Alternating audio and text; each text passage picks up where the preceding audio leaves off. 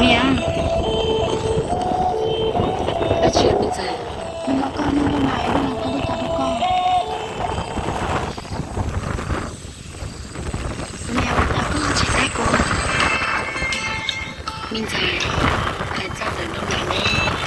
Chỉ có cả chú ấy xem mà. Nếu chỉ lúc có tiền. Cô nè, tao có hai ly con. Nên chỉ một trăm ly con này có lại đang của cô với nhau. Mình dài cô tức một nơi đâu nào thấy được của tiền. Có tiền rồi làm thôi ta. Ta lần thôi. Đừng lòng cha. Em là đây một lần. Em đừng đi ở trên nữa.